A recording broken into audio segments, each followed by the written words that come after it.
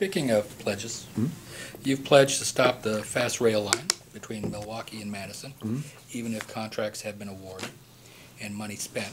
First, settle for us the question of whether this could be done without legislative approval, and then tell us your view of federal stimulus money generally.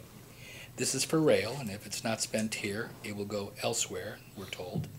Is that true? What would your metrics be on when to accept federal stimulus money to create jobs as governor? Would you, for instance, have accepted the federal money for teachers and state Medicaid programs for infrastructure? Well, a couple different interesting issues in that.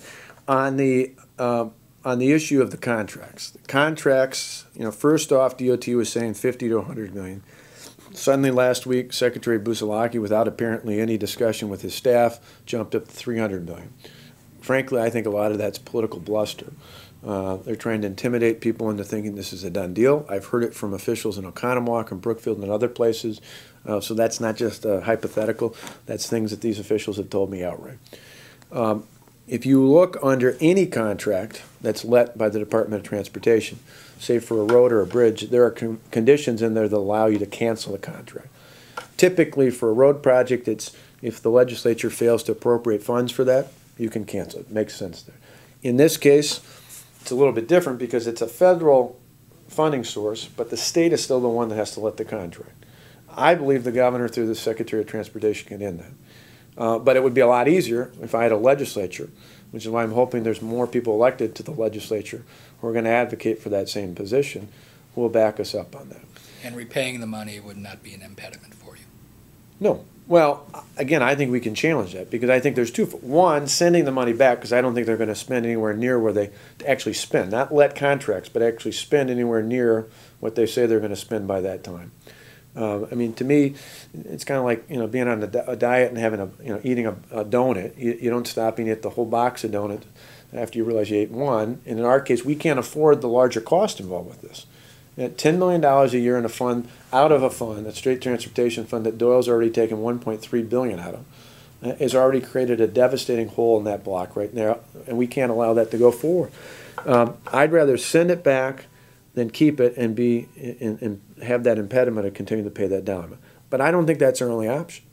Right here in this area, in 1998, Tommy Thompson went to the Congress, went to the congressional delegation from Wisconsin, and took the $241 million that Jerry Kletchka got back in 1991 for the East-West corridor. It was for some sort of rail or either rail or HOV lanes through the corridor. And instead, through an act of Congress, got them to reprogram those dollars to use on the Marquette interchange. The only thing left out of that was the $91.5 million, which we've all talked at length about, the difference between Barrett wanting a downtown streetcar line and me wanting improvements in the bus system. But that larger dollar amount went to help with the Marquette interchange. That saved taxpayers millions of dollars across the state that otherwise would have had to come out of the state transportation fund. I believe we can do the same thing with this.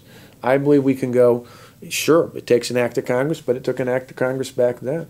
And future stimulus money, you'd say yes, no? I set conditions. In fact, in a Crossroads article in January of the year, the very thing was debated. I set 3 conditions for the county. I'd apply the same to the state.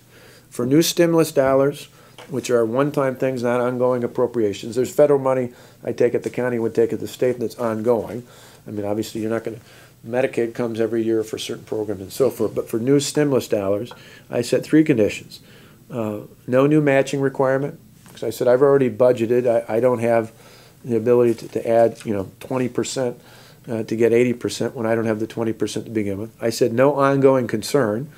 You remember back in the 90s, Bill Clinton gave us 100,000 cops. What everybody forgets about was about 4 or 5 years later, the money went away, and most local governments were stuck scrambling, trying to figure out how to pay for those police officers. And the final one is no new operating funds. I'm not going to use one-time money to plug a long-time hole. That's part of the reason why the next governor and legislature face such a budget hole.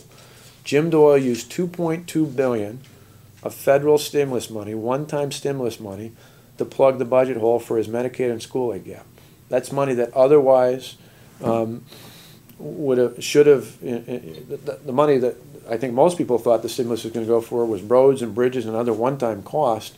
which I think most people feel is a whole lot more plausible than using it to debel yourself out of a budget fix when it's an ongoing budget. That's why a lot of school districts are in trouble right now.